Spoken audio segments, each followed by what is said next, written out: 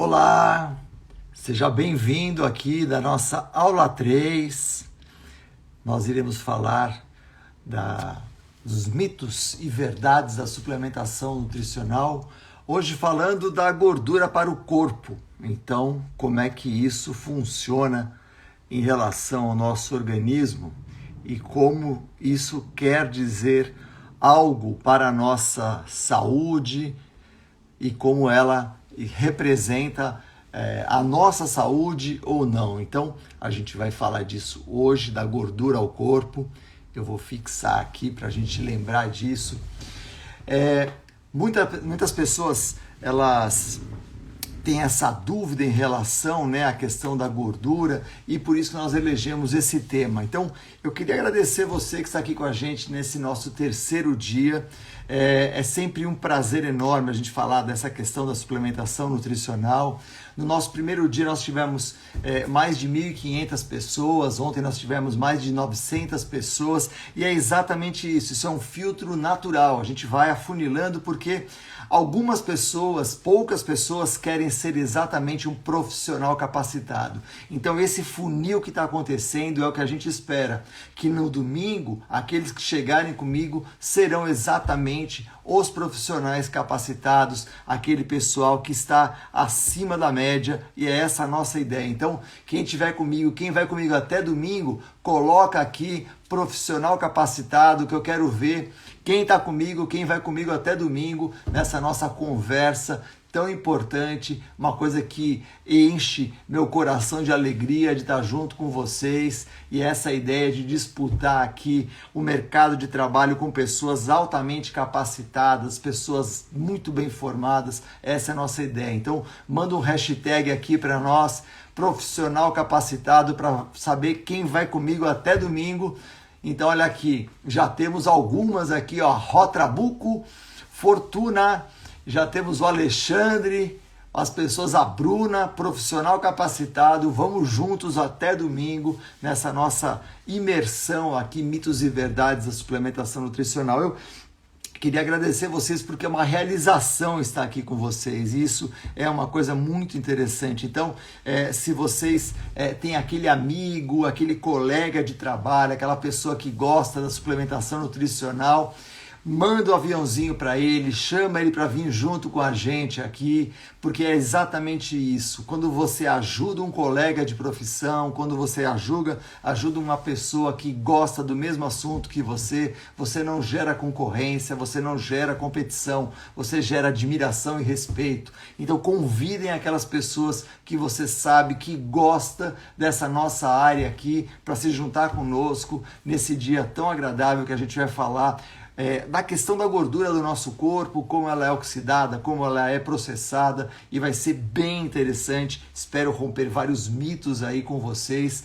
Então, nós que já estamos chegando aqui nos nossos 400 participantes, os nossos profissionais capacitados nessa noite de hoje, muito bem-vindos. E aí, eu queria comentar algumas coisas, porque ontem eu comentei com vocês que eu estava preparando a mentoria, e aí algumas pessoas já mandaram, olha, como é que eu faço para entrar na lista VIP, eu quero participar, tal. Então, só para vocês terem uma ideia, essa nossa mentoria, ela vai ser uma coisa bem interessante. Eu tenho certeza que vocês vão adorar essa mentoria. Ela é composta, aqui eu vou até parar de compartilhar para vocês conseguirem ver. Ela é composta de mais de 10 horas gravadas na plataforma, com 24 aulas. Tem um módulo 1, conceitos introdutórios na nutrição, módulo 2, suplementos específicos, onde a gente discute como eles funcionam, como eles não funcionam. É bem interessante. Depois nós vamos para o macronutrientes, falando de carboidrato, lipídio e proteína. E além de tudo, tem um módulo bônus sobre hidratação. Então esse dado é um dado muito bacana. O que nós vamos fazer nesse nosso programa, nesse nosso projeto, é exatamente trazer a vocês essas informações tão específicas. Então nós teremos 8 encontros ao vivo durante 2 meses, 4 encontros somente comigo, eu e vocês estaremos juntos nesses encontros, discutindo as dúvidas que vocês tiveram, as dúvidas da aplicação no consultório de vocês, a dúvida que vocês tiveram na aplicação profissional, quer seja em qualquer ambiente, para a gente poder trazer isso com grande maestria e grande competência. E mais 4 encontros com convidados especiais que vocês não irão acreditar, que vai ser muito, muito legal. Além disso, a gente vai ter um grupo de WhatsApp para que a gente possa tirar as dúvidas, debater, e além disso também vocês terão 2 anos de acesso a todo esse material que vai ser desenvolvido exatamente para vocês. Então essa é a ideia de que você vai fazer uma mentoria que vai mudar o seu atendimento profissional.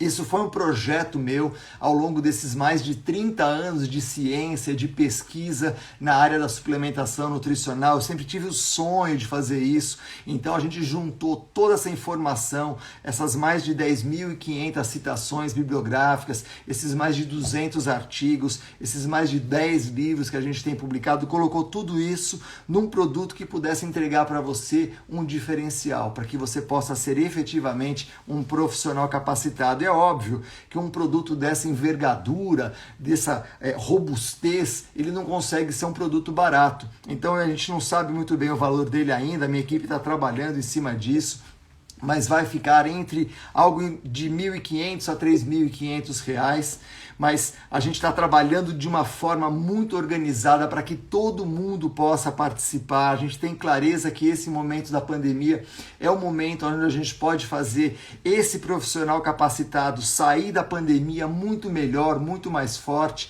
e alavancar o negócio dele, se tornar um profissional ainda melhor. Então é o momento que nós temos para trazer você junto com a gente vai fazer de tudo para ter você ao nosso lado. Então você vai conseguir pagar isso em 12 vezes, em 2 cartões, no boleto, no Pix, do jeito que for. Eu só tenho certeza de uma coisa, a gente quer você conosco. E essa vai ser a ideia, porque, como eu disse a vocês, a mentoria ela é uma forma de transformar você num profissional acima da média, acima da referência. Como eu comentei ontem, muitas pessoas mandaram para mim e falaram assim, mas não dá para a gente já antecipar a inscrição, garantir a vaga e tal.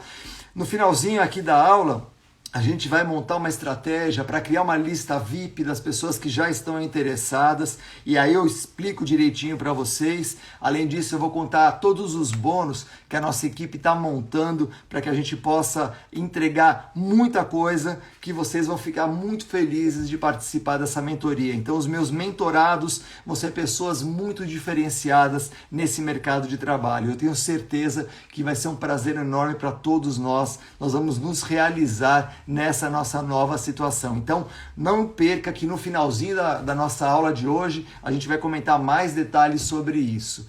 Agora, entrando já na nossa aula de hoje, eu vou comentar com você uma surpresa que eu tive quando eu fiz a minha enquete em relação à lipólise e à beta-oxidação.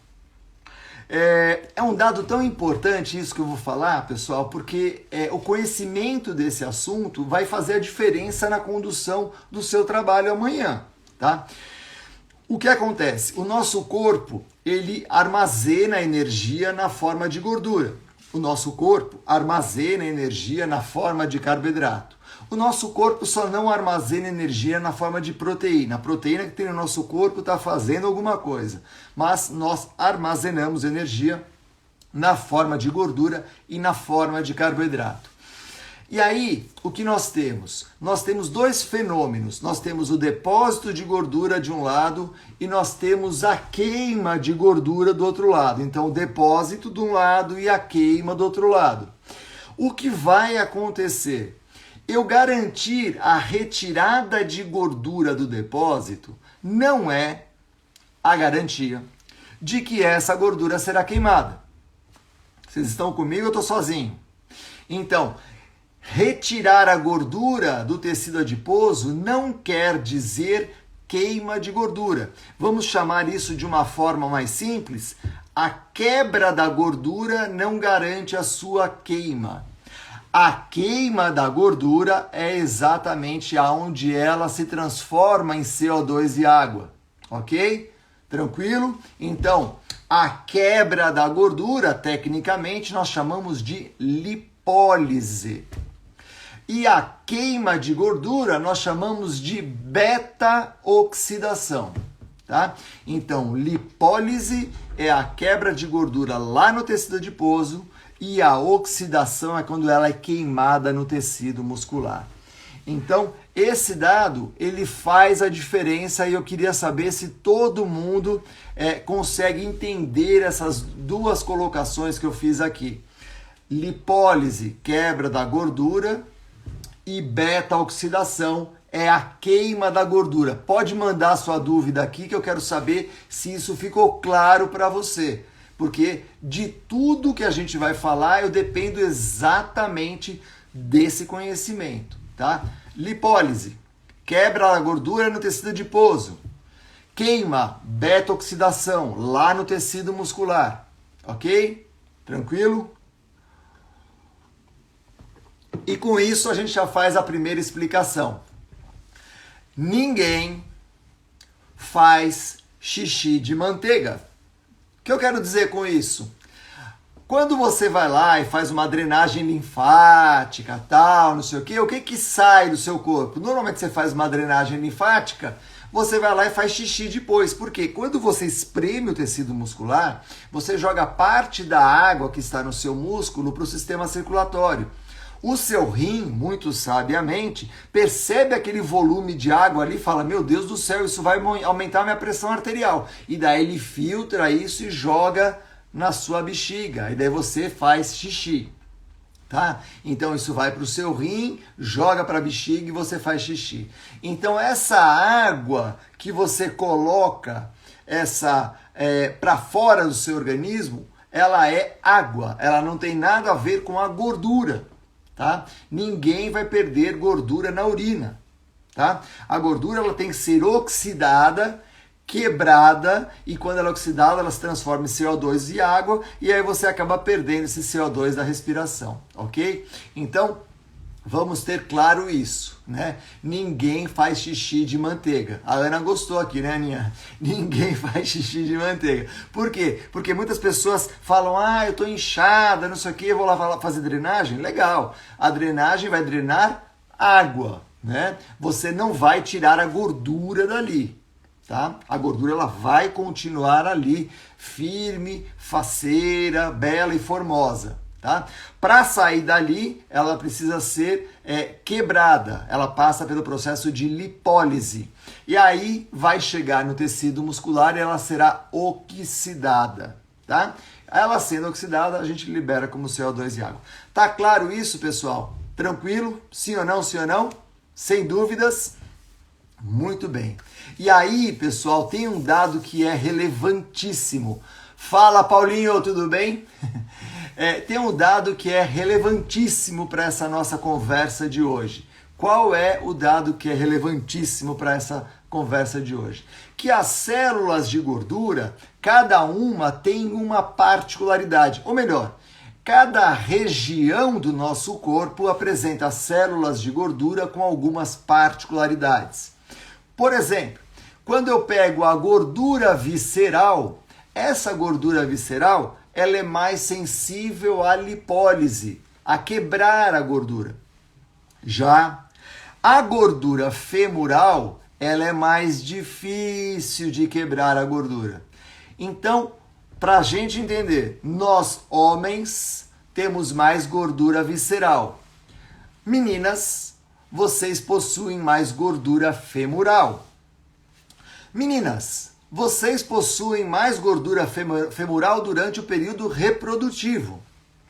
Meninas, não se preocupem com a gordura femoral, porque quando vocês entrarem no climatério e menopausa, essa gordura femoral migrará para a região visceral como nós.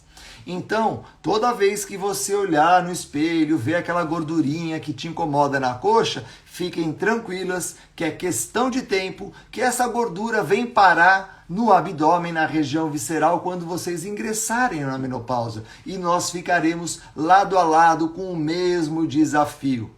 Brincadeira à parte, é por isso que nós temos nas meninas maior risco de hipertensão, diabetes e problemas cardíacos depois que vocês ingressam na menopausa.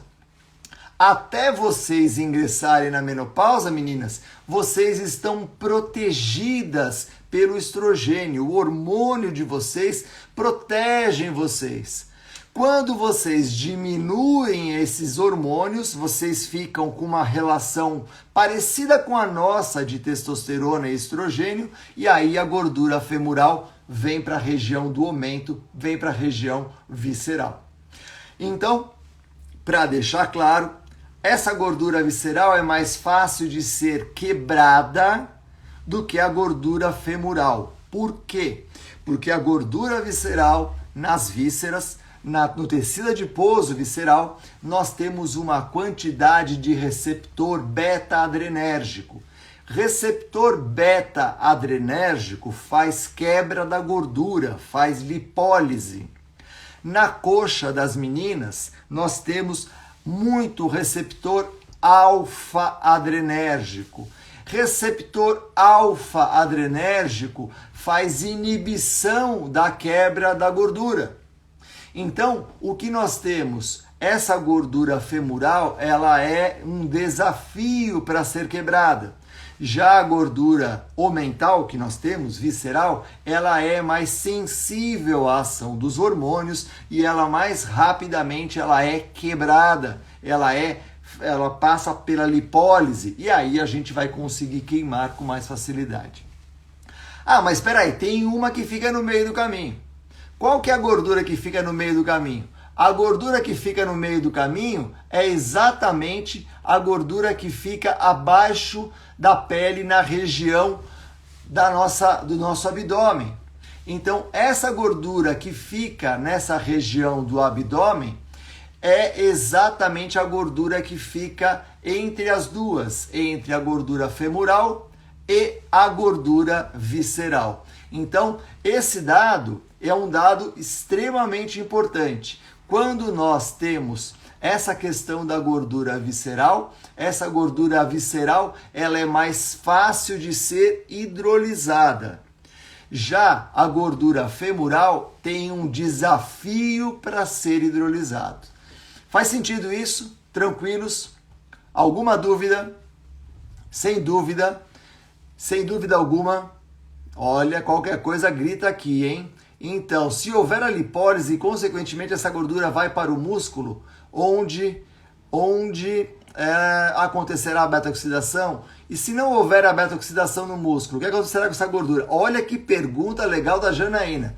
Janaína, acontece o seguinte: você lança essa gordura para a circulação, falem aí se melhorou. Pronto, mudei agora para o 4G. Se tiver algum desafio, vocês me avisem. Então, o que acontece? Essa pergunta que fizeram não quer dizer que você tendo a gordura lançada para a circulação, você vai oxidar essa gordura. Ela pode retornar. De que jeito que ela volta para o adipócito?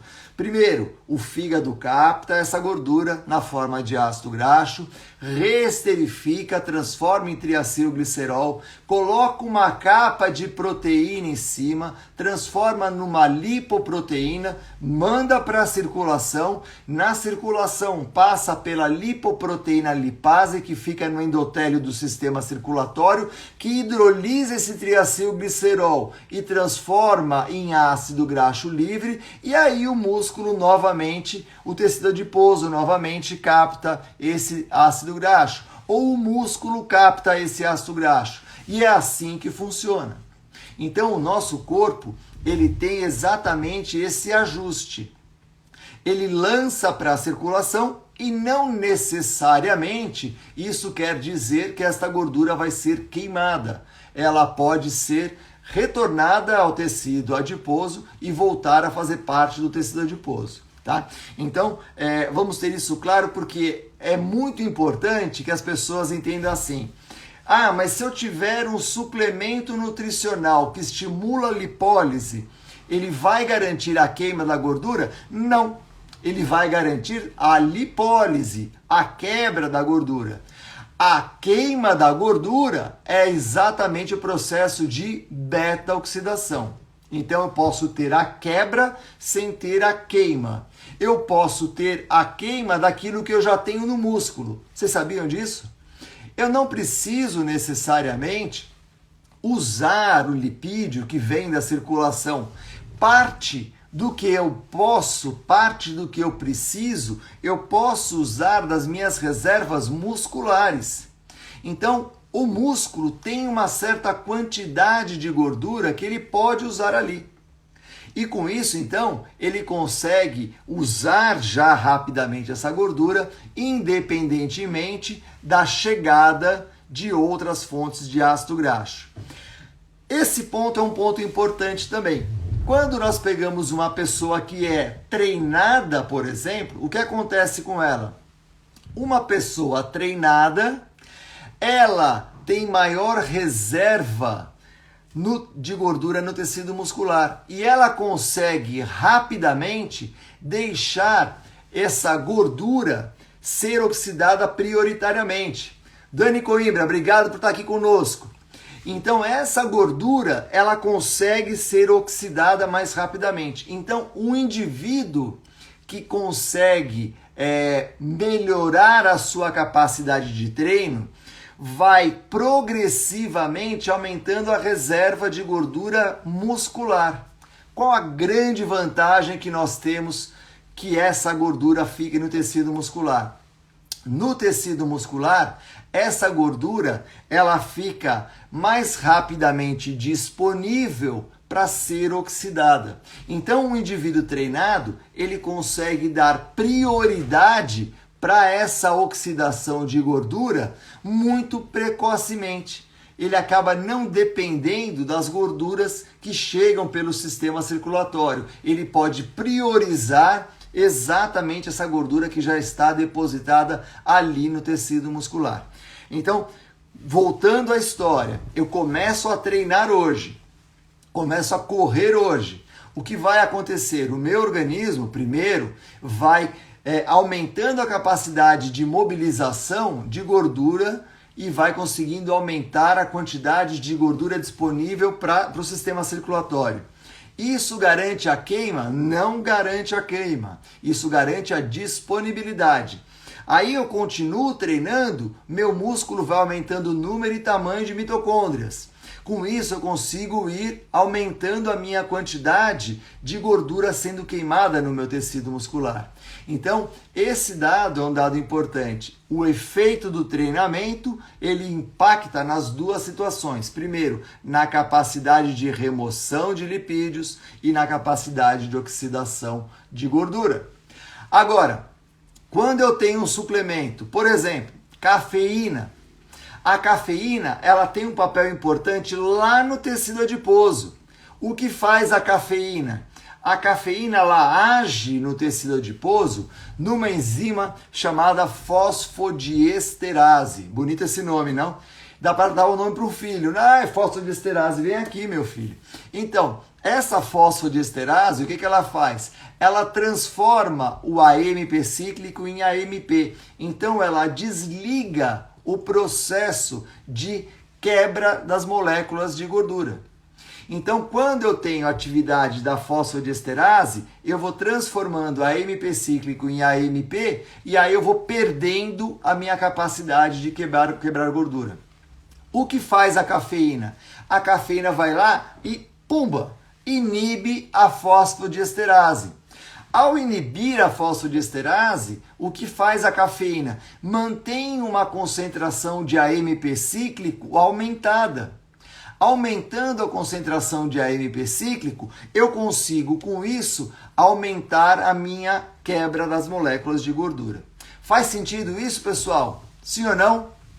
Tranquilo? Alguma dúvida? Tudo tranquilo aí, sem nenhum problema? Tudo certinho? Qualquer dúvida, manda aqui que a gente vai tirar essa dúvida. Sendo assim, aquilo de trabalhar o músculo pode gerar uma queima local de gordura? Não, a gente não consegue fazer queima localizada de gordura, porque essa queima ela é sistêmica, ou seja, a gente depende do aporte de todo o sistema. Nós não fazemos oxidação de gordura localizada, é sempre sistêmica. Ah, se eu fizer bíceps, eu vou queimar a gordura do braço? Não. Se você fizer bíceps, você vai queimar a gordura do sistema como um todo. Se você correr, você vai queimar a gordura das coxas? Não, você vai queimar a gordura do corpo como um todo. E a gordura marrom, como melhorar? Olha que legal essa pergunta da Thaís. Thaís, a gordura marrom ela tem uma característica muito interessante. Nós temos a gordura marrom fisiologicamente até o final do primeiro ano de vida. Depois, ela tende a desaparecer na idade adulta. Por que ela desaparece? Porque o papel dela, inicialmente, é exatamente gerar calor no nosso organismo. Nós conseguimos aumentar essa quantidade de gordura marrom. Tem um estudo muito bacana de um grupo japonês que eles faziam os indivíduos ficarem sentados num bloco de gelo. E eles foram vendo que com o passar dos meses desse treinamento dos indivíduos sentados num bloco de gelo, eles iam aumentando o tecido adiposo marrom. E esses indivíduos, então, tinham esse aparecimento. Então, o tecido adiposo marrom, ou o amarronzamento, que nós chamamos, né, do tecido adiposo, é exatamente o aumento de mitocôndrias no tecido adiposo. Porque o tecido adiposo não tem mitocôndrias, ou melhor, tem poucas mitocôndrias, porque ele é um reservatório. Agora, quando você aumenta essa quantidade de mitocôndrias, ele vai ficando mais bege, mais marrom, porque ele passa a ter um papel termogênico, ele passa a ter um papel de gerar calor para o nosso organismo. E aí sim você começa... Sim ou não? Pode continuar? Todas as aulas ficarão salvas até domingo, tá, pessoal? Se alguém perder, pode falar para um amigo, vai lá assistir, ficou salva, tal. Até domingo a gente vai deixar todas elas salvas. Muito bem. Quando nós, então, vamos utilizar essa gordura de alguma forma, nós vamos usar todos os depósitos que nós temos. E eu vou pegar uma tela aqui para mostrar isso para você. Então, só vou responder aqui que perguntaram, o José perguntou, né? O José Ortiz. A suplementação de L-carnitina pode favorecer a beta-oxidação ou essa só fica como estoque intracelular, sem ter grande alteração no processo de beta-oxidação? José, tem um dado que é um dado impressionante, que é assim, a carnitina, nós temos uma concentração fisiológica de carnitina da ordem de mais ou menos 1000 unidades para cada uma unidade de coenzima A. Então você imagina que você precisa de uma carnitina para transportar um ácido graxo para queima. E esse ácido graxo precisa de pelo menos 8 moléculas de coenzima A. Só que você tem 1000 moléculas de carnitina para cada uma molécula de coenzima A. Logo, o fator limitante para a queima de gordura não é a carnitina. O fator limitante para a queima de gordura é exatamente a falta de coenzima A. E como é que eu faço para aumentar a coenzima A? Dá para suplementar? Não. Por quê? A molécula de coenzima A é gigante. Ela não consegue atravessar as membranas. O papel dela é exatamente esse. Quando você coloca uma molécula de coenzima A no ácido graxo, ele fica impermeável. Quando você coloca uma molécula de coenzima A num acetil, o acetil-CoA também fica impermeável. Então, a função da coenzima A é garantir uma certa impermeabilidade a esse ácido graxo, para que ele não fique passeando de um lado para o outro. Então, o fator limitante, coenzima A. Como é que a gente melhora isso? Aumentando o número e tamanho de mitocôndrias. Aumentando o número e tamanho de mitocôndrias, aí você consegue aumentar a quantidade de coenzima A. E nesse sentido, eu vou precisar de mais carnitina? Não, Por quê? Porque nós já temos uma quantidade enorme de carnitina muito maior do que a nossa necessidade. Não é isso que é o nosso fator limitante, ok? Eu vou pegar uma tela para dividir com vocês aqui rapidinho e aí a gente vai começar a entender essa história do tecido adiposo, como é que ele funciona no nosso organismo. Vocês estão vendo essa tela? Eu vou tirar aqui os comentários rapidinho, só para a gente conseguir ver essa tela com mais tranquilidade e aí a gente consegue falar dela com mais facilidade. Quando nós temos nessa tela, observem ali na região central, né, ali do corpo, a chamada gordura visceral. Depois, observem ali no braço, nessa região aqui, a gordura que nós chamamos de gordura subcutânea. Então, nós dividimos didaticamente a gordura entre gordura visceral e a gordura subcutânea. Normalmente, quando você não gosta de alguma gordura no seu corpo, normalmente você não gosta da gordura subcutânea, porque ela muda o seu formato, porque ela aparece aquelas irregularidades, porque ela aparece aquela celulite que não tem nada a ver com processo inflamatório. Então vamos ter claro isso, a celulite não tem nada a ver com processo inflamatório. A celulite nada mais é do que o relevo do tecido adiposo. Ele tem aquela morfologia, aquela característica ali de face lunar, né, de buraquinhos e tal. Todo o tecido adiposo é desse jeito, tá? Então a celulite dá a impressão de que há um tecido inflamado, não tem nada a ver. A celulite é, na verdade, a irregularidade do tecido adiposo. Ele é daquele jeito mesmo, tá? Todo irregular, amorfo. O músculo não, o músculo tem uma morfologia. E é exatamente pelo tecido adiposo ser amorfo que quando ele cresce totalmente desordenado. O tecido adiposo ele pode crescer em duas situações. Ele pode crescer aumentando o número de células adiposas, ou ele pode crescer aumentando o volume das células adiposas. Quando ele aumenta o número de células adiposas, nós temos um fenômeno chamado de hiperplasia do tecido adiposo. Já quando ele não aumenta mais o número de células, nós temos a hipertrofia do tecido adiposo. De uma forma geral, nós aumentamos o número de células adiposas até a nossa adolescência. Depois, na idade adulta, teoricamente, nós não aumentaremos mais o número de células adiposas, salvo se você tiver uma hipertrofia exagerada do tecido adiposo, você tiver uma obesidade mórbida. Hoje nós já temos na literatura relatado que nesses casos ocorre divisão celular e nós passamos a ter a hiperplasia do tecido adiposo. Porém, em situações normais, ao envelhecer, passado o período da adolescência, nós não aumentaremos o número de células adiposas. E esse dado é um dado importante quando você cuida, por exemplo, de crianças. Porque é tão importante você evoluir o crescimento de uma criança, tentando da melhor forma possível que ela não aumente a quantidade rápida de tecido adiposo, porque ela está na fase onde ela pode fazer hiperplasia. Se ela tiver sempre uma limitação no número total de células adiposas, não que ela não consiga desenvolver a obesidade, ela também consegue, porém ela tem um fator limitante físico para a quantidade de gordura armazenada.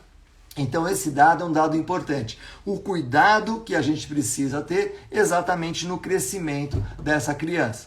Agora, dentro dessa quantidade de gordura que eu tenho ali no tecido adiposo, existe alguma coisa que eu possa fazer que faça com que essa gordura ela saia mais facilmente, que ela não fique acumulada tão intensamente? Sim. Que suplemento a gente pode pensar que pode ajudar nesse sentido? Os suplementos que estão envolvidos com diminuição do processo inflamatório. Por exemplo, o ômega 3. Quando você tem o uso do ômega 3, com uma quantidade alta de EPA e DHA, mais de 70%, esse EPA e DHA ele pode diminuir a sinalização inflamatória que também acontece no tecido adiposo. Daqui a pouquinho a gente vai ver como isso acontece de uma forma geral. Mas isso é uma estratégia que tem se mostrado efetivo para diminuir, para mitigar o processo inflamatório que se cronicaliza quando nós temos o aumento de gordura no nosso corpo. E aí, eu chamo a sua atenção para essa imagem que está aí na nossa tela, aonde nós destacamos, a princípio, duas regiões de depósito de gordura corporal. A gordura subcutânea, que está aqui embaixo, próxima ao tríceps, e a gordura visceral. A gordura visceral, ela tem, pela sua característica, pela sua morfologia, uma capacidade pró-inflamatória. Então, ela gera mais respostas inflamatórias no nosso corpo. E é exatamente por isso que o aumento de gordura visceral está intimamente associado com diabetes, com hipertensão, com hipercolesterolemia. Por quê? Essa região da gordura visceral, ela é mais propensa aos processos pró-inflamatórios. E uma vez o tecido adiposo no estado inflamatório, esse processo inflamatório gera uma sinalização de inflamação de baixa carga no corpo como um todo. Então, o nosso corpo inteiro passa a ter uma sinalização de mecanismos pró-inflamatórios. Daqui a pouquinho a gente vai ver como isso acontece, como isso se comporta. Eu queria ver agora com vocês, se vocês têm alguma dúvida, então pode mandar a sua pergunta aqui, que eu vou aproveitar para tomar uma aguinha, e daqui a pouco a Luciana chega aqui me dando bronca, que eu estou falando muito alto. Então eu aproveito nesse momento, toma uma aguinha e você manda a sua pergunta aqui para mim, para a gente continuar a nossa conversa.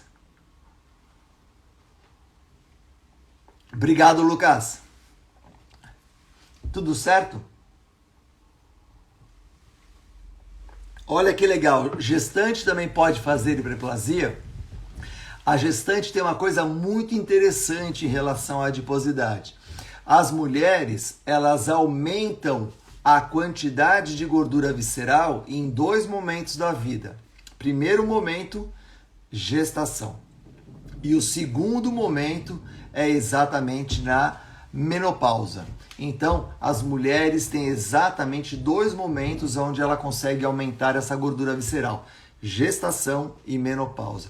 E é exatamente por esse fenômeno que nós temos de aumento de gordura visceral na gestação que as mulheres elas ficam muito mais suscetíveis a ter diabetes gestacional. Por quê? Porque essa gordura visceral ela está ligada com processos inflamatórios. Essa inflamação de baixo grau age sobre o receptor de insulina e esse receptor de insulina ele começa a perder a sua função, começa a perder o seu efeito, começa a precisar de mais insulina para a mesma captação de glicose. Então esse dado é um dado relevante. Como que o nosso corpo ele faz essa gestão? Toda vez que você tiver aumento de gordura visceral, lembre-se, isso vai gerar um processo inflamatório de baixo grau. Esse processo inflamatório de baixo grau age no receptor de insulina, ele começa a perder a função e aí você tem o quadro de resistência periférica à ação da insulina para captação de glicose, né? Então esse dado é um dado bem interessante. Daí começou a pergunta da Ju aqui: jejum aumenta número e tamanho de mitocôndrias? Ju, o jejum não aumenta. O que tem, os dados têm demonstrado na literatura que quando os indivíduos eles treinam em jejum, eles conseguem fazer uma biogênese mitocondrial, tá? Então o treinamento em jejum faz a biogênese mitocondrial. Porém, os estudos não conseguiram mostrar até hoje se essa biogênese ela promove maior desempenho ou não. A gente vai ver uma tela sobre isso, se não me falha a memória, é no domingo. No domingo eu vou mostrar isso para vocês, tá? Então não perca a aula de domingo que a gente vai falar exatamente dessa história do jejum. Mas o que ela faz ela consegue fazer a biogênese mitocondrial, mas ela não consegue entregar maior resistência ao esforço, ou seja, você não consegue melhorar o desempenho dessa situação. Então, esse dado é um dado interessante para nós. Alguém perguntou se a celulite dói? Não, não dói. Por quê? Porque a celulite, como eu disse para vocês, ela não é um processo inflamatório, ela é a topografia do tecido adiposo. Ele é irregular mesmo, ele tem aqueles vales e aqueles picos que faz aquela irregularidade toda que nós conhecemos ali. Então, esse ponto é o ponto que nós temos que deixa o nosso tecido adiposo com essa característica de face lunar. E eu digo nosso porque não é um privilégio das meninas, não. Tá? Nós homens também. Se nós aumentarmos a nossa adiposidade, a gente vai ter todo esse relevo do tecido adiposo aparecendo ali todo irregular, todo amorfo, todo com essa cara de ameba, tá bom? Então, não é um privilégio das meninas, isso é democrático do ser humano. Então, todo ser humano tem essa competência de apresentar o seu melhor tecido adiposo. Tudo bem? Tranquilos? Então tá bom. Então, lembrando, as mulheres aumentam gordura visceral em 2 momentos: menopausa e gestação, tá? Menopausa e gestação. E é exatamente por esse aumento de gordura nesses 2 momentos da vida que pode ter como consequência o diabetes gestacional. E aí você pergunta assim, mas o que a gente pode fazer? Existe algum suplemento que você pode inibir esse crescimento do tecido adiposo? Foram tentadas várias estratégias para isso.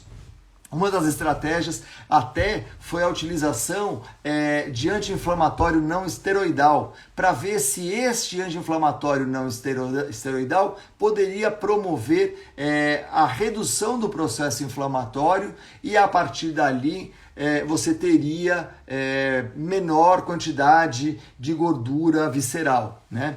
Só que isso não logrou êxito, ou seja, a gente não teve sucesso com isso. Mesmo que você tenha redução do processo inflamatório de baixo grau, você não modifica a capacidade de deposição de gordura por isso. O que vai determinar maior deposição ou menor deposição de gordura no nosso organismo vai ser a capacidade que cada organismo tem de retirar essa gordura do sistema. Existe um estudo muito interessante que mostra que a nossa morfologia corporal, ela é uma morfologia muito semelhante à dos nossos pais, aonde nós copiamos. No homem copia muito proximamente o modelo paterno e a mulher copia muito proximamente o modelo materno. Então nós teríamos uma cópia dessa adiposidade. E é muito frequente, você olha o pai, você vê aquele pai com aquela barriguinha, daí você vê o filho já pequenininho com aquela barriguinha. Então essa topografia adiposa, hoje, nós temos claro que isso é uma herança genética. Aonde está a herança? A quantidade é outra história, porque você pode ter o pai com aquela barriguinha maior e o filho com aquela barriguinha menor. A quantidade é outra história, tá? Ah, mas e se eu tirar essa gordura subcutânea? Se eu fizer uma lipoaspiração, eu resolvo isso? Você pode resolver um problema e você pode arrumar um outro. Por quê? Tem vários estudos, inclusive nossos, mostrando que toda vez que você lipoaspira o tecido adiposo subcutâneo, você aumenta de uma forma compensatória a gordura visceral. Ou seja, sai do subcutâneo e vai para as vísceras. Problema, a gordura visceral, ela é aquela gordura que provoca respostas inflamatórias, aumento de colesterol, promoção do diabetes, ou seja, você gera todo esse fenômeno contrário ao seu modelo de saúde. Então, muito cuidado. Lipoaspiração não é um processo de emagrecimento e quem fala isso não sou eu. Quem fala isso é a Sociedade Brasileira de Cirurgia Plástica. Então, a lipoaspiração é um procedimento estético, não é para emagrecer ninguém. tá? As pessoas que querem emagrecer têm que perder gordura corporal, fazer déficit calórico, fazer atividade física e depois, aquela gordurinha que faltou um pouquinho, retira daqui, retira dali, tá tudo certo. Mas a lipoaspiração sem atividade, nós e outros grupos demonstramos isso, que acaba promovendo aumento de gordura visceral. Então esse dado é um dado bem importante. Eu vou pegar aqui a nossa próxima tela e eu vou compartilhar aqui com vocês, porque a nossa história do tecido adiposo vai seguir adiante aqui. Aqui nessa tela, como vocês podem ver, nós temos o tecido adiposo.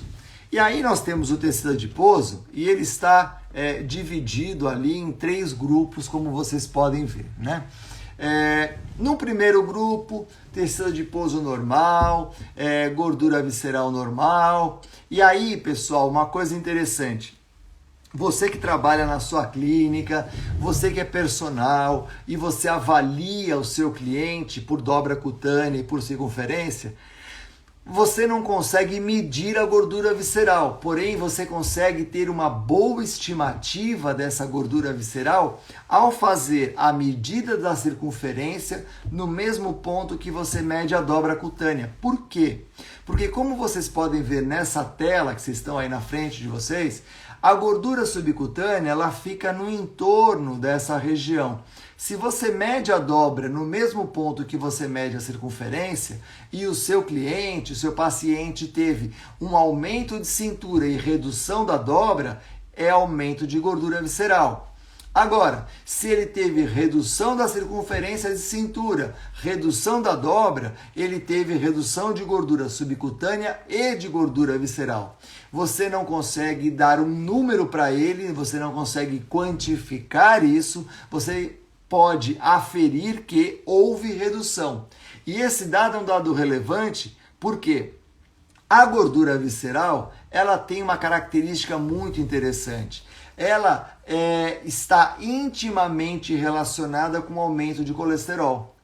Então, quando você pega, por exemplo, indivíduos que têm histórico familiar de colesterol elevado, como é o meu caso, né? Meu pai tinha colesterol alto, eu tinha colesterol alto com 30 anos, hoje meu colesterol é normal. Mas eu sei que se eu bobear, se a minha cintura alargar um pouquinho, o meu colesterol dispara e vai lá para cima, né? Então eu tenho que tomar muito cuidado com isso. Então, para que você possa ajudar o seu cliente, de tempos em tempos, avalie isso, a dobra cutânea mais a circunferência na região da cintura. Você pode usar a cicatriz umbilical como parâmetro anatômico, mede ali e você consegue ter uma referência para inferir sobre a gordura visceral. Você não vai conseguir medir, você não vai conseguir dar um número, mas você consegue inferir que ela está aumentando ou diminuindo. Então você pega o pessoal, por exemplo, depois da Páscoa, vai perceber que aumentou. Daí você pega o pessoal quando está dedicado ao treino, diminuiu. Daí você pega depois do Natal e Ano Novo, aumentou. Então isso é uma inferência sobre isso. Como nós temos fatores que podem prejudicar essa mobilização de gordura na região visceral. Por exemplo, nós temos o cigarro, o fumo, ele é um dos fatores que compromete a mobilização de gordura visceral. E nós temos um outro fator que compromete essa mobilização, é o sono. Então, aquelas pessoas que têm uma má qualidade de sono, elas tendem a ter um aumento de gordura visceral. Tem um dado importante em relação ao sono que é o seguinte: as pessoas que trabalham em turno invertido, ou seja, aquele cara que trabalha de noite e ele fica acordado e dorme de dia, esse indivíduo ele aumenta em 6 quilos no primeiro ano de ciclo invertido, de turno invertido, ele aumenta 4 quilos no segundo ano e ele aumenta 2 quilos a partir do terceiro ano. Então, em 3 anos, ele aumenta 12 quilos de gordura corporal. E boa parte dessa gordura corporal é gordura visceral. Tanto é verdade que existe um estudo que mostra que os trabalhadores de turno aumentam demais essa gordura visceral e a chance de ter problemas cardiovasculares. Bom, mas e como é que a gente pode fazer para ajudar esses indivíduos? Eu consigo suplementar com alguma coisa? O que você consegue fazer é melhorar o estado de sono. Então, se você conseguir, após o período de trabalho, induzir um sono, e tem estratégias para induzir esse sono, que é a higiene do sono, mas um dado importante nessa higiene do sono é você subir a glicemia desse indivíduo.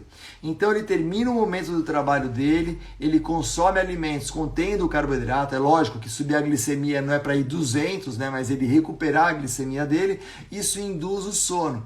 Se ele conseguir efetuar um período de sono de 7 a 8 horas, diminui a chance dos processos inflamatórios acontecerem, diminui a chance de aumento de gordura visceral. Isso não quer dizer que não vai acontecer, mas quer dizer que para a ordem de grandeza que aconteceria, vai ser uma ordem de grandeza menor, ou seja, você protege esse indivíduo nessa situação.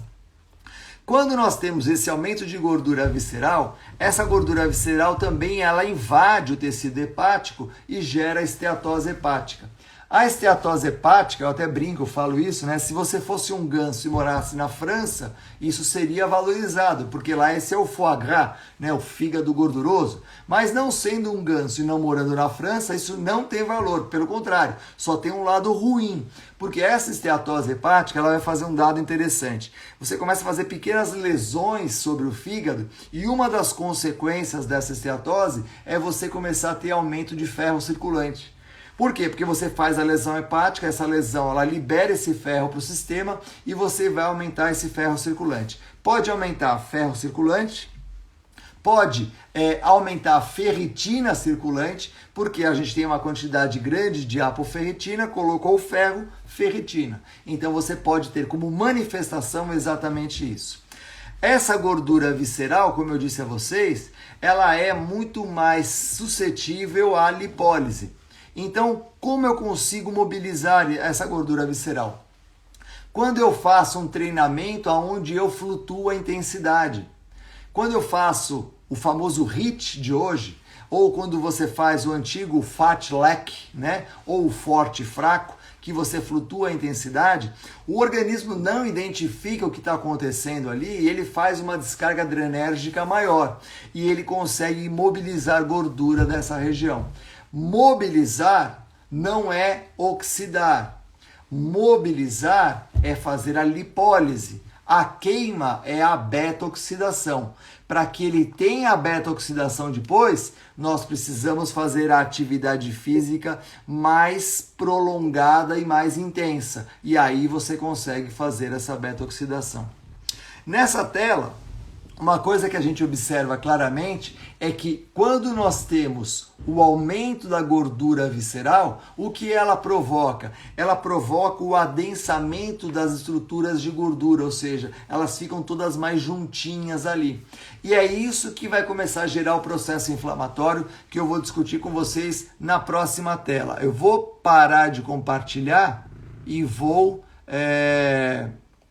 aqui ativar os comentários para que vocês façam as perguntas de vocês.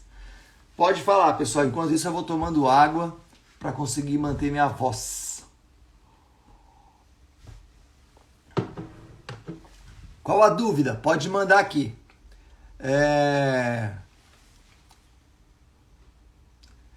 Exemplo de exercícios da queima de gordura visceral. Então, nós publicamos um trabalho no ano passado junto com a Nathalie Bossot, que é nossa parceira lá de Clermont-Ferrand, Clermont-Ferrand, e aonde nós mostramos que em mulheres pós-menopausadas, a atividade física de intensidade flutuante mobiliza mais gordura visceral. Então, as mulheres pós-menopausadas que fizeram atividade física de intensidade flutuante, elas tiveram uma redução mais acentuada dessa gordura visceral. Por quê? Porque na intensidade flutuante você secreta mais adrenalina, mobiliza mais essa gordura e com isso você vai oxidar essa gordura no tecido muscular. Alguém perguntou aqui o HIIT? Exatamente, o HIIT. Né? O HIIT que ganhou fama agora, né? Antigamente ele tinha um outro nome. Né? Antigamente era forte e fraco, fartlek e tal. Hoje ele é famoso pelo HIIT e nós publicamos o artigo falando em HIIT também. Tudo bem? Existe suplemento para beta-oxidação? Pois é, nós acreditávamos em alguns deles. Nós acreditávamos que quando você quer promover a beta-oxidação, você promoveria o aumento do sistema para fazer essa oxidação de lipídio. O que nós encontramos foi o seguinte: quando nós demos aminoácidos, 2 aminoácidos em particular, aspartato e asparagina, nós queríamos com esses 2 aminoácidos aumentar o oxalacetato e aumentar a queima de gordura. O que nós encontramos com esses dados? Nós encontramos o seguinte: nós até conseguimos aumentar a oxidação de gordura, só que isso provocou uma mudança ultraestrutural nas mitocôndrias e cronicamente gerou um quadro de resistência periférica à ação da insulina. Então esse acabou sendo o problema, né? Daí a Elaine falou assim, e a coenzima Q10? O grande problema da coenzima Q10 é a quantidade que nós precisamos, que torna a suplementação dela inviável. É caríssimo, ou seja, 1.200 miligramas seria a quantidade para promover essa maior ação protetora e esse maior efeito oxidante. Só que isso custa uma fortuna. Observem depois, vocês podem entrar aqui e levantar o valor disso, vocês vão ver como é caro exatamente essa coisa. Demora para começar a queimar a gordura. Muita gente perguntando quanto tempo demora para começar a queimar a gordura. Essa pergunta é bem legal. A Lu veio trazer a pergunta aqui para mim, por isso que eu estava olhando para o lado, tá? Desculpa, atenção. Tá? A queima da gordura, ela vai depender muito do seu estado de treinamento. Por exemplo, quando eu pego uma pessoa altamente treinada, né, e eu vou começar a correr, o que vai acontecer no meu corpo? Eu já sou treinado, então meu corpo ele identifica que eu vou começar a correr, ele já mobiliza a gordura femoral, a gordura muscular, e eu já consigo priorizar a utilização de gordura em relação às fontes de carboidrato. Obviamente que quem vai determinar se vai ser mais gordura ou mais carboidrato vai ser a nossa demanda energética. Por que a nossa demanda energética? Eu vou explicar isso bem explicadinho para vocês. Quando eu oxido glicose, eu gero 46 micromoles de ATP por quilograma de músculo úmido por minuto. E quando eu oxido lipídio, eu consigo 24 micromoles de ATP por quilograma de músculo úmido por minuto. Quase a metade. Então, se eu tiver uma demanda muito grande de energia por unidade de tempo, eu não consigo atender com lipídio. Obrigatoriamente eu vou mudar para carboidrato. Então, se eu tiver uma intensidade maior, eu não consigo utilizar lipídio. Agora, se é uma intensidade onde eu já consigo fazer a oxidação de lipídios, no meu caso, sou mais treinado para correr, na hora que eu começo a amarrar o tênis aqui, o meu organismo ele já identificou, ele vai correr, ele já prepara a mobilização de lipídio, já pega lipídio do tecido do próprio músculo e faz a oxidação. Tem um trabalho clássico de um autor chamado Ed Coyle.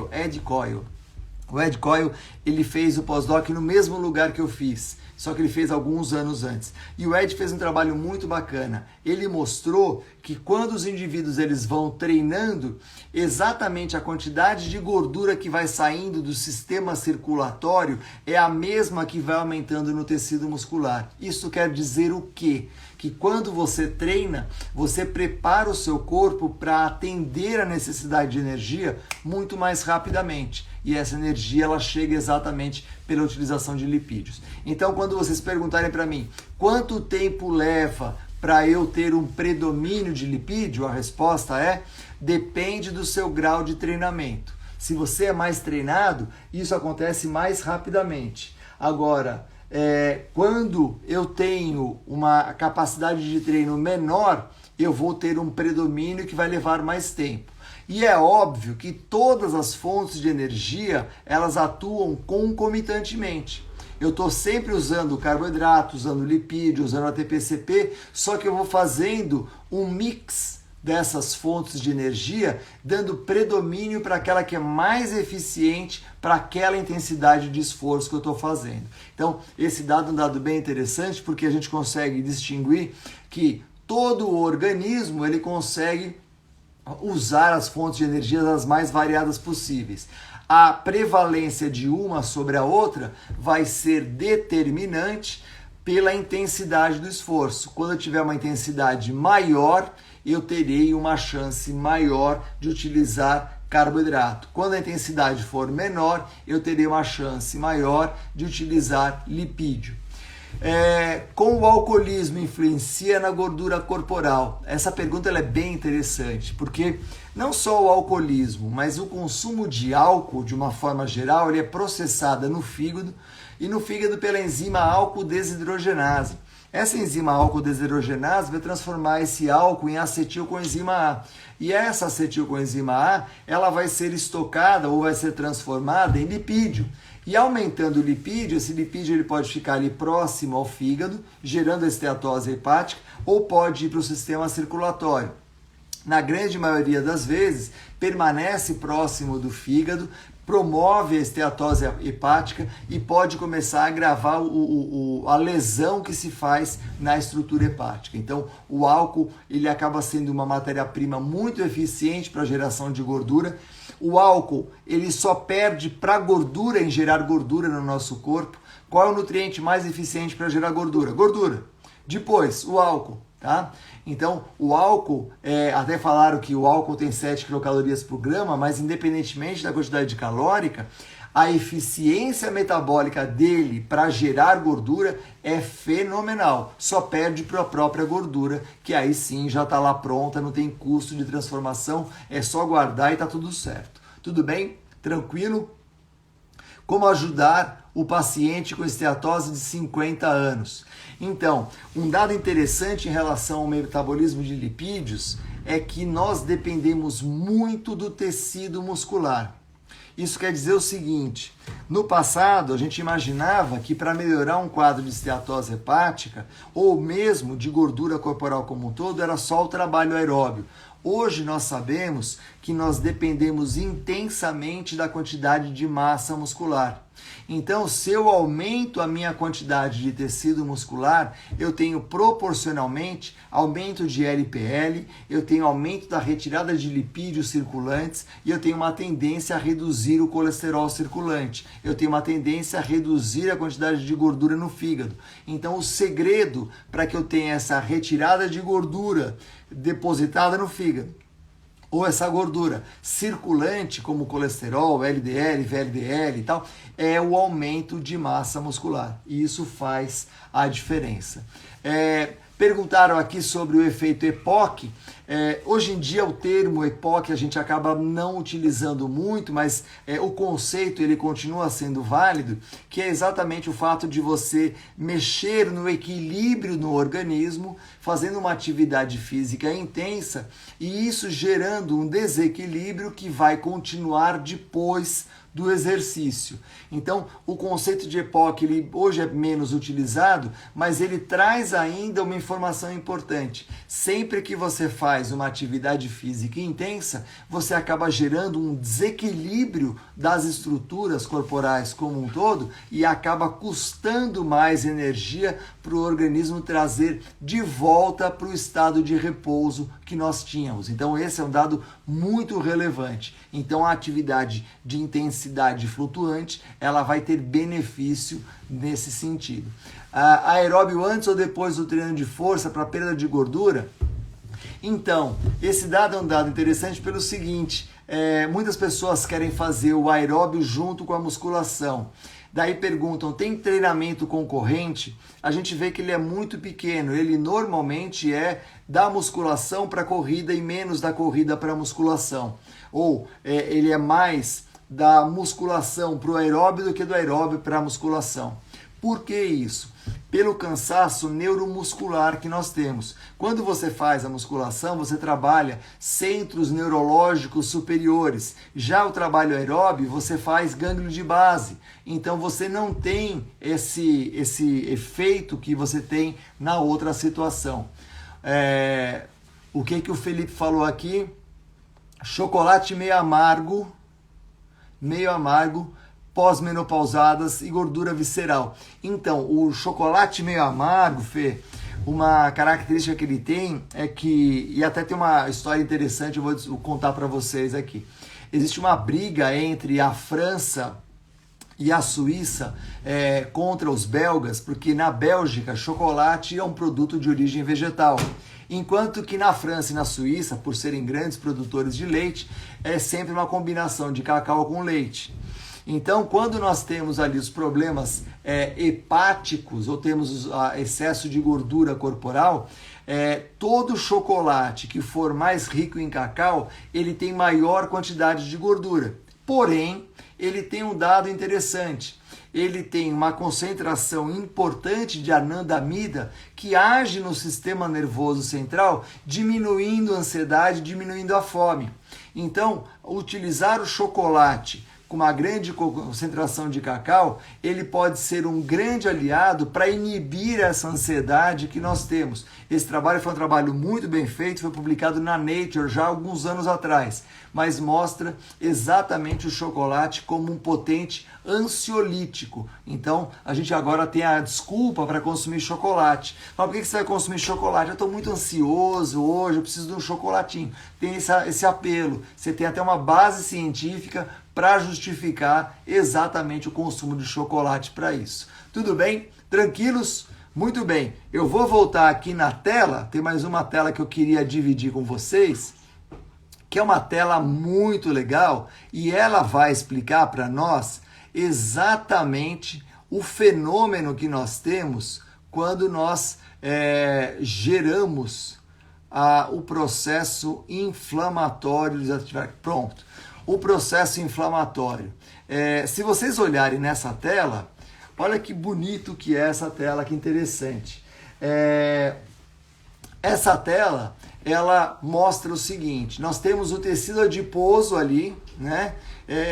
Numa situação normal, indivíduo magro, funções normais, tem a adipocina sendo produzidas, tem efeitos anti-inflamatórios, nós temos ali uma população de macrófago, observem que é a imagem da esquerda, tá? Passando a circulação ali no meio, tá tudo tranquilo, linfócitos TCD4 ali, mas tá tudo certo, sem problema.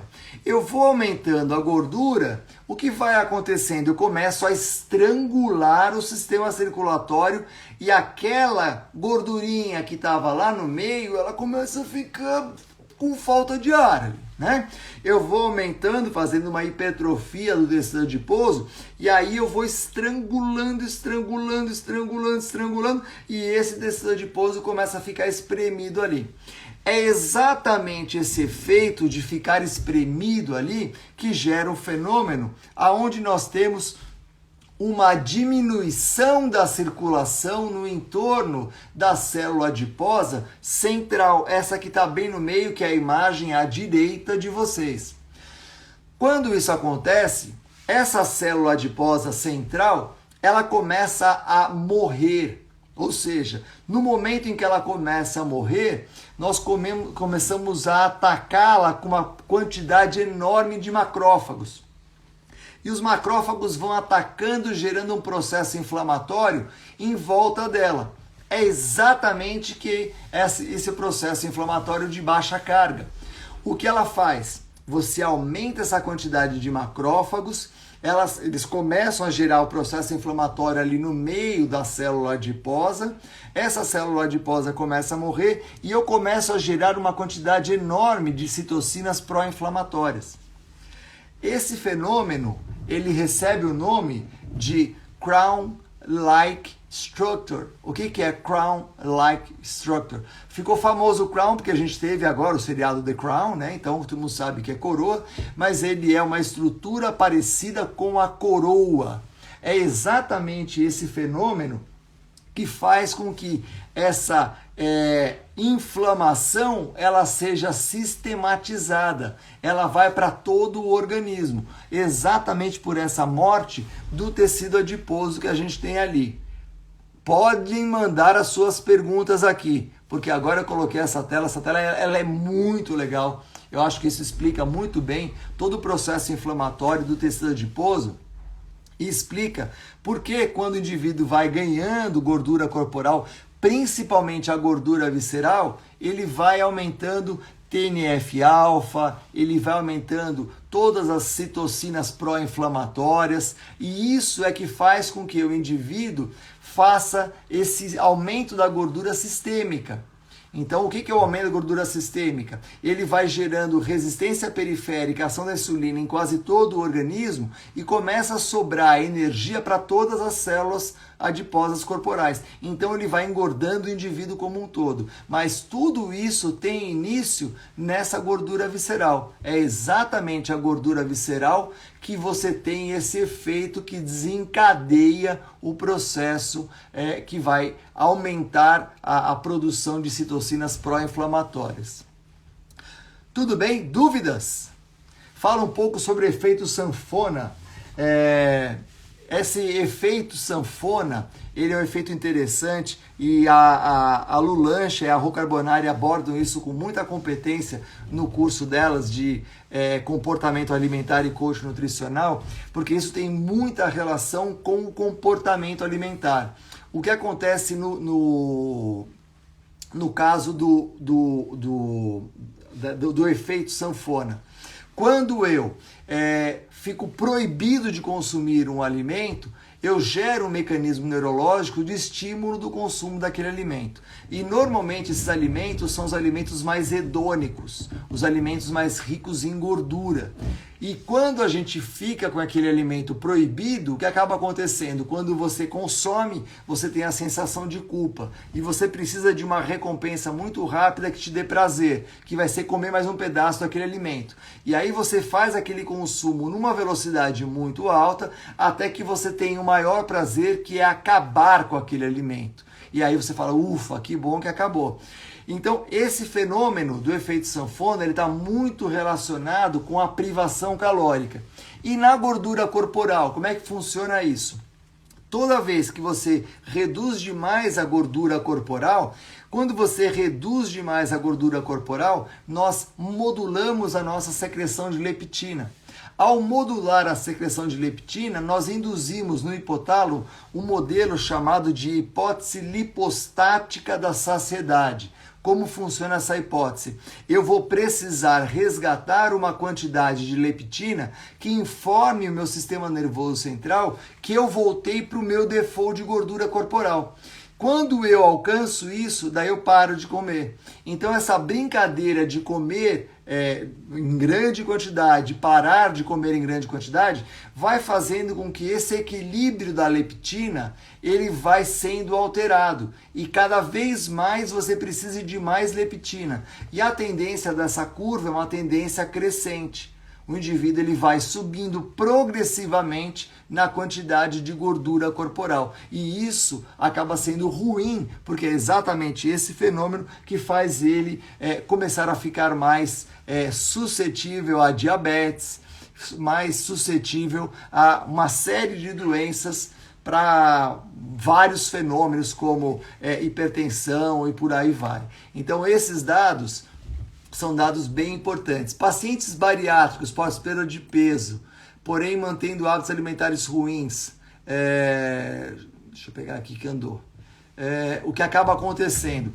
Existe uma meia-vida teórica da cirurgia bariátrica que é, segundo os estudos, em média de 7 anos. Ou seja, em 7 anos de uma cirurgia bariátrica é o intervalo de tempo que essa pessoa tem para mudar o padrão alimentar, mudar o comportamento dela.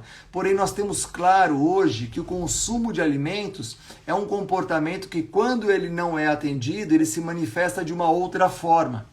Na grande maioria das vezes, quando esse esse consumo de alimentos ele não pode ser atendido, o indivíduo pode migrar para o alcoolismo, ele pode migrar para o jogo, para drogas, para sexo, ele vai disparar um fenômeno de compulsão de alguma outra forma, mas não pelo consumo de alimentos, porque esse daí ele foi bloqueado exatamente por uma cirurgia.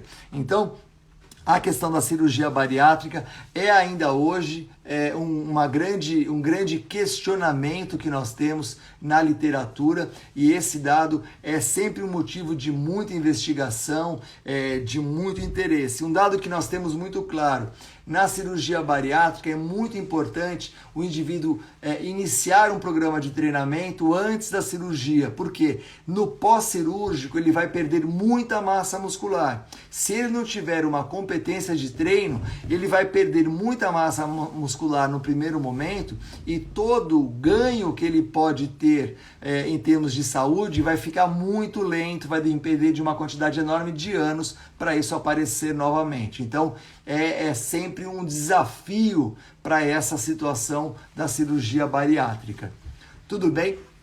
Então, quando nós pensamos nesse mecanismo de fazer essas compensações, o risco que nós temos é sempre não entender qual foi o motivo que levou aquele paciente a fazer aquele consumo alimentar, a fazer essa ingestão calórica aumentada e atacar não exatamente o problema, mas a solução. É como aquele indivíduo que bebe todo dia para relaxar, ele chega no seu consultório, você fala, bebe sim, bebe dia sim, dia não, você está falando, relaxa dia sim, dia não, porque os outros dias você vai ficar nervoso, né? Então não é esse o caminho que a gente pode usar como uma estratégia para dar certo. Ou seja, quanto tempo do sono ou qualidade do sono, o que impacta mais? As duas coisas.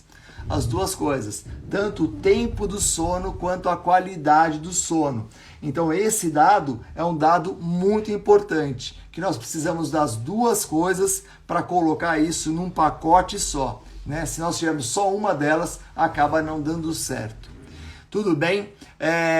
Eu quero compartilhar com vocês aqui um dado bem importante que eu queria discutir com vocês da nossa... Oi? Não. Eu queria compartilhar com vocês aqui uma coisa bem importante para que a gente possa informar para vocês, principalmente as pessoas que estão interessadas nesse assunto, que é exatamente a nossa mentoria. Então, o que nós temos aqui, né? Essa nossa mentoria, que agora vocês estão sendo convidados, ela é exatamente essa sucessão de encontros.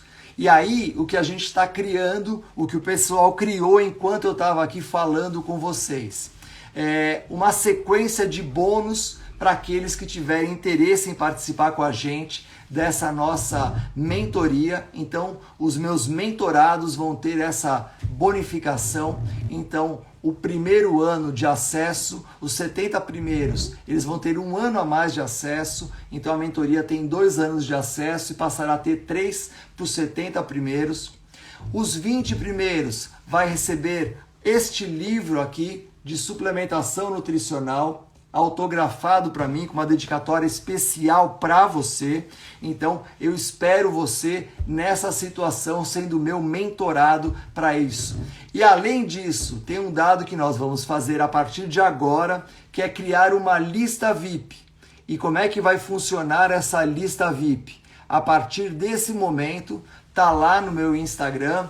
Você pode clicar o link da bio, entrar na lista VIP, colocar o seu nome para que você possa participar dessa seleção e estar comigo ao longo dessa mentoria. Como eu disse a vocês, nós teremos ali mais de 24 aulas gravadas, mais de 10 horas de aula, 8 encontros presenciais, um WhatsApp particular para a gente tirar as nossas dúvidas, e a lista VIP é exatamente esse papel, para que você possa entrar nessa linha, exatamente fazendo a diferença do profissional capacitado. O que a gente quer é, com essa mentoria, ajudar você a ser um profissional acima da média. Então, eu espero você nessa mentoria. Entra aqui na lista VIP, já está disponível ali no link da bio, já coloca lá seu nome. Eu quero você no nosso time e a gente vai com isso fazer mais gente como profissional capacitado. Então não esquece de mandar o nosso hashtag profissional capacitado. Pode mandar aqui que eu quero saber quem são os profissionais capacitados que vão comigo até domingo nessa nossa imersão aqui para fazer de vocês exatamente um grupo diferenciado que vai fazer a diferença no cuidado com o cliente, com o seu paciente. Tudo bem? Pessoal, muito obrigado pela participação de vocês. Espero vocês amanhã aqui às 20 horas e amanhã tem mais informação de qualidade. Não esquece do profissional capacitado, hashtag profissional capacitado. Espero vocês amanhã às 20 horas. Até mais, pessoal. Obrigado.